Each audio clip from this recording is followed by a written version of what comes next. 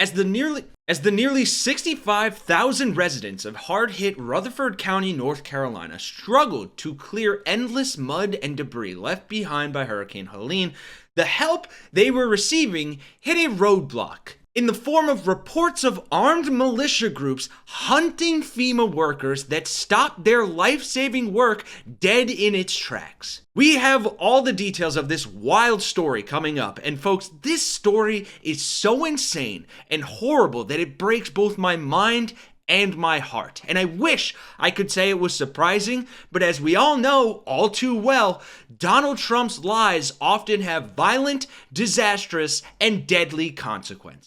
This morning, growing safety fears for government workers in western North Carolina, supporting ongoing recovery efforts from Hurricane Helene.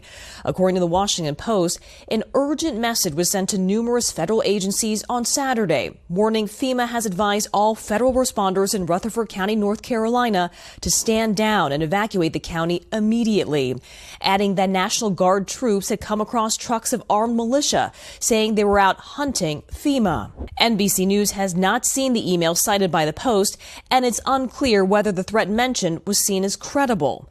North Carolina Republican Congressman Chuck Edwards addressing the reported threats on MSNBC. We had 2 counties with folks reported with different militia groups attacking and threatening FEMA. In a statement to NBC News, FEMA writing in part, for the safety of our dedicated staff and disaster survivors we are helping, FEMA has made some operational adjustments.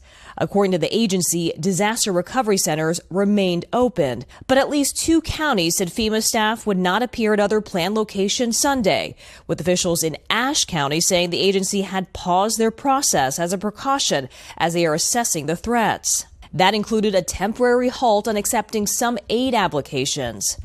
The heightened tension with FEMA's response to Helene has been fueled in recent days by misinformation, amplified in part by former President Trump. Kamala spent all her FEMA money, billions of dollars, on housing for illegal migrants.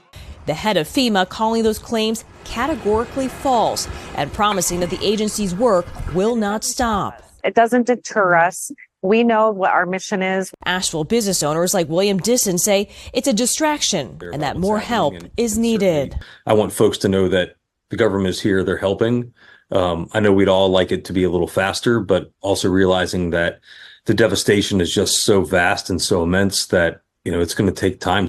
And getting access to clean running water in the area is still a priority, with tens of thousands of residents in western North Carolina still having no access to it. Meanwhile, FEMA says that they will be back at those affected locations that happened over the weekend due to those reported threats. And all of that ultimately concluded in the arrest of a single man, and I'll play that reporting for you in just a second. And thankfully, the threats ended up stemming from his actions alone, and it was determined there weren't armed militias, and the work was paused out of an abundance of caution. But just think about how fucked up that is. That one man acting on the hatred and lies spread by Donald Trump was enough of a threat to shut down multiple life-saving hurricane relief operations. All right, so I want to take you back to that promised breaking news, new details over reported threats against FEMA first responders. So authorities say they've arrested a man in connection with these threats that paused some operations in North Carolina, operations and outreach. CBS News Homeland Security and Justice reporter Nicole Skanga, we talked to you earlier talking about the problem. Now you're back on the stream talking about what the response is. What can you tell us about who was arrested? Yeah, Reed, an update here. Authorities in North Carolina have arrested 44-year-old William Jacob Parsons of Bostic, North Carolina. We have the mugshot there. Parsons was arrested and charged with going armed to the terror of the public. He was armed with a handgun and a rifle. Here's what happened. The Rutherford County Sheriff's Office says this arrest was made after deputies were alerted around 1 p.m. local time Saturday that a white male had an assault rifle and had made a threat about possibly harming FEMA employees working after Hurricane Helene and that disaster in the Lake, Lurie, and Chimney Rock area. Those deputies alerted officers with the local police department and other agencies helping in those relief efforts. That is when FEMA made the decision to issue its stand down to officials. And again, just want to reiterate here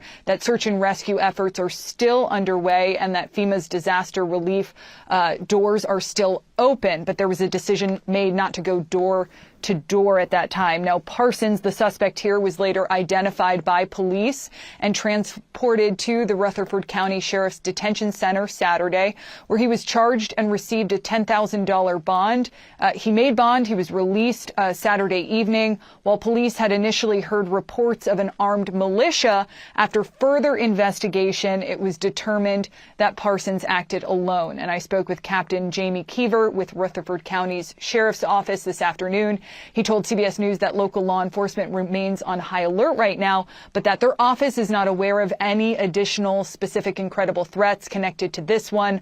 Of course, in this information environment, there are concerns that conspiracy theories and bad information regarding recovery efforts could spur further threats, but really relieved to report that at this point, the sheriff's office believes that the suspect acted alone. Reed? What's really fascinating, Nicole, is that not only the Biden administration at the very top of the federal government saying that this misinformation really lands in neighborhoods and causes a lot of problems, but we're also seeing sheriff's department and local municipalities speaking up saying there's no evidence of what this misinformation points to. So thank you for that follow-up. Glad to loop you back into CBS News 24/7 with that breaking news update. Once again, authorities arrest a person accused of making threats to FEMA employees in North Carolina. CBS News Homeland and Security Justice reporter Nicole Skagit, thank you. And look, obviously, thankfully, there were no armed militias. But that does not make up for the fact that Donald Trump's lies, his lies about FEMA and the Biden administration redirecting funding to illegal immigrants, which, by the way, his administration actually did,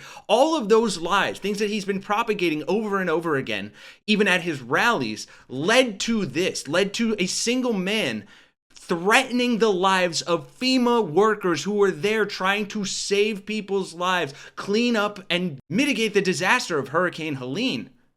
All of that was put to a halt. Life-saving operations were stopped because of that threat. And I honestly don't know what's worse.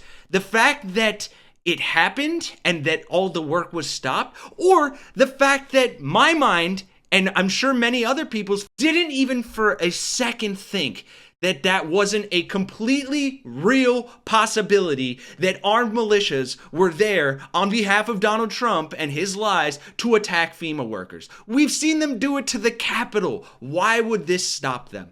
That is terrifying. And this man's lies are leading to so many people's lives being put at risk. Haitian immigrants, Capitol police officers, and now federal hurricane emergency relief workers. When will this end? Please help us put an end to Donald Trump's lies by supporting the channel and helping us make sure he is not reelected in less than a month's time.